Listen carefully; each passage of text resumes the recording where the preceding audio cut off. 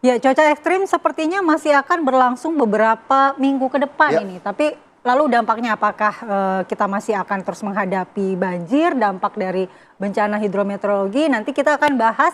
Sudah bergabung bersama kami ada pakar hidrometeorologi ITB, Mas Army Susandi. Selamat pagi, Mas Army. selamat pagi Bang Armi. Selamat pagi Mbak Mala, Mas Philip. Baik, sebelum ke Bang Armi juga pemirsa kami akan ajak Anda untuk melihat bagaimana kondisi terkini di kawasan Kabupaten Bekasi. Sudah ada rekan kami Suryo Daryono yang akan mengabarkan bagaimana kemudian kondisi banjir di sana. Suryo, apakah semakin tinggi dan bagaimana kemudian curah hujan di sana? Apakah memang akan memicu potensi banjir yang lebih dalam di sana? Suryo.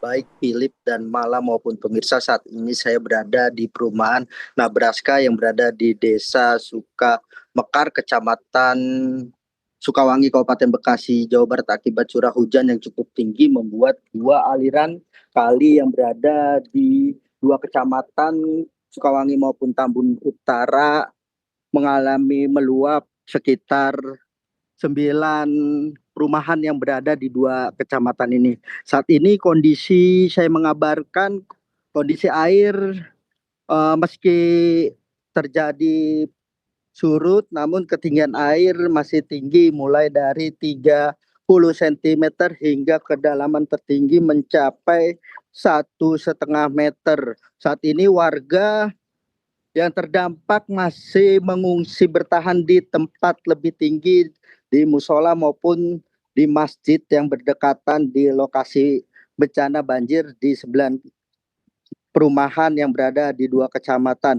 Begitu Philip dan Mala, saat ini juga warga berharap adanya penanganan serius dari pemerintah daerah maupun pemerintah pusat, adanya normalisasi di dua kali Bekasi maupun kali Cikarang Bekasi Laut agar dilakukan normalisasi maupun pembuatan tanggul permanen agar menanggulangi bencana tidak meluap ke sejumlah perumahan yang berada di dua kecamatan.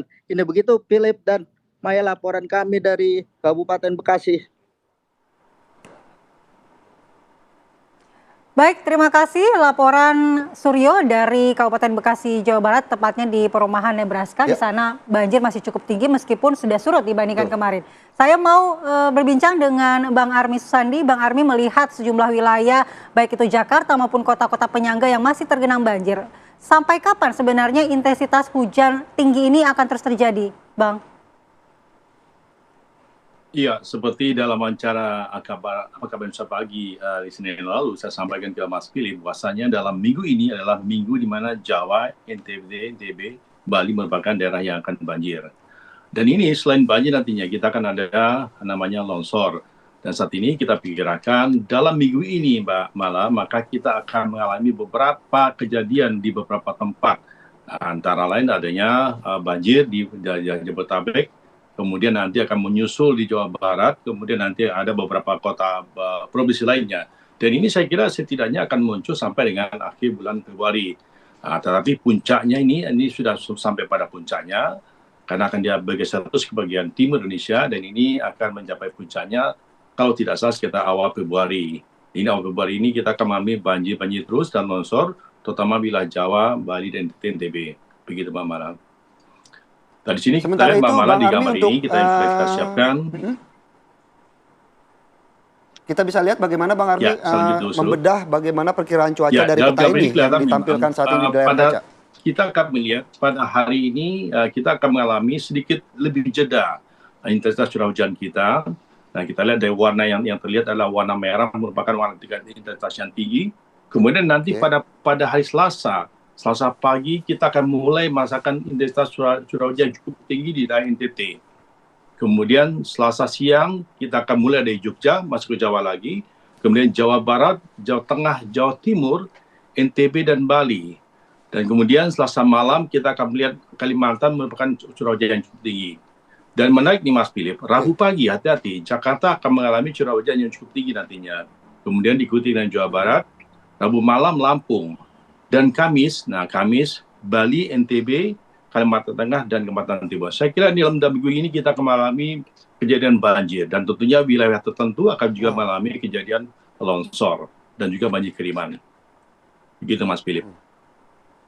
Baik, Bang Army, kemudian kalau kita melihat sedikit adanya rekayasa cuaca ya yang dilakukan di wilayah Jakarta. Sejauh mana kemudian rekayasa cuaca ini bisa menahan potensi-potensi cuaca buruk yang terjadi di wilayah Jakarta mungkin khususnya, Bang Army? Iya, saya kira teman-teman dari BMKG dan juga khususnya BNPB harus kerja keras. Karena wilayah cakupannya dan juga durasi hujan cukup besar. Apakah kita mampu mengatasinya? Tentunya ini kerja keras yang penuh tantangan. Setidaknya kita, saya sampaikan dalam minggu lalu, kita setidaknya perlu 3 armada sekaligus yang kita terbangkan untuk mengatasi curah hujan yang cukup tinggi ini.